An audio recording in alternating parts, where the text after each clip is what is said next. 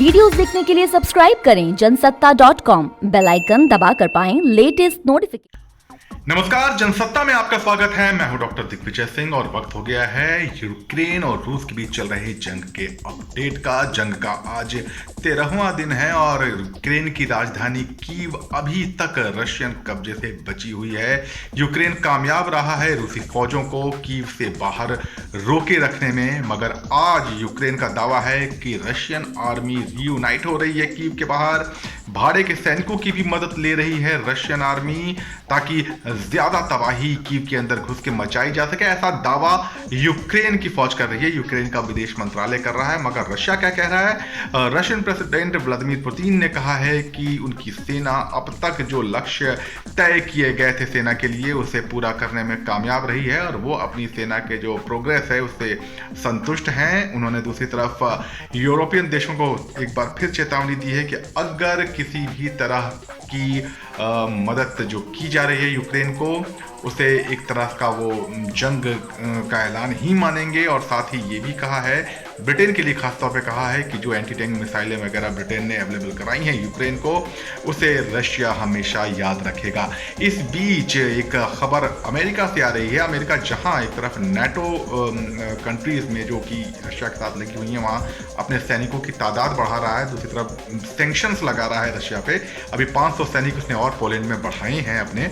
दूसरी तरफ लिथुआनिया जो बाल्टिक देश है, पहले सोवियत संघ का हिस्सा था, वहां ब्रिटेन ने अपने फौज बढ़ाए हैं। मगर अमेरिका से एक अपडेट ये भी है कि उसने साफ कहा है कि अभी तक अमेरिका ने रूस से तेल का आयात रोकने को लेकर कोई फैसला नहीं किया है। तो ये एक बताता है कि एनर्जी सप्लाई में रूस का कितना डोमिनेंस है, न सिर्फ यूरोप पे बल्कि अमेरिका पे भी।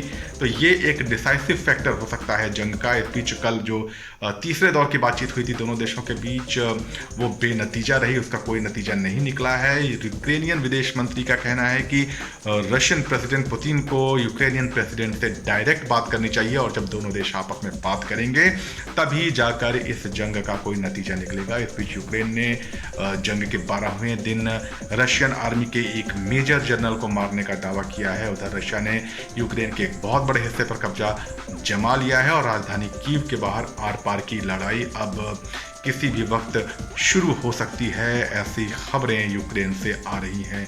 उधर जो भारतीय छात्र हैं उनका पोलैंड वगैरह से लौटना जारी है।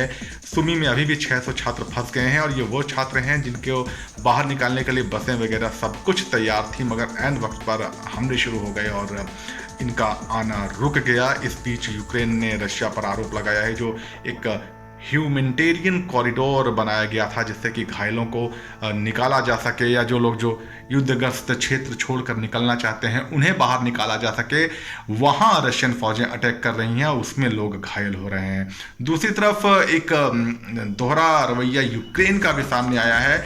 रशिया ने, कल आपको याद होगा हमने आपको बताया था कि रशिया ने बसों के जरिए पूर्वी सीमा से भी लोगों को बाहर रशिया की तरफ निकलने का या बेलारूस की तरफ निकलने का अरेंजमेंट किया था कि जो लोग युद्धग्रस्त क्षेत्र यूक्रेन के हैं उनको छोड़कर निकलना चाहें तो बेलारूस या रशिया की तरफ जा सकते हैं। मगर यूक्रेनियन आर्मी ने ऐसी अनुमति देने से इनकार कर दिया है। यानी एक तरफ तो जहां ये रूस के ऊपर आरोप लगा रहा है कि रूस लोगों को रोक रहा है, दूसरी तरफ वो खुद भी किसी को रशियन बॉर्डर की तरफ जाने की परमिशन नहीं दे रहा है।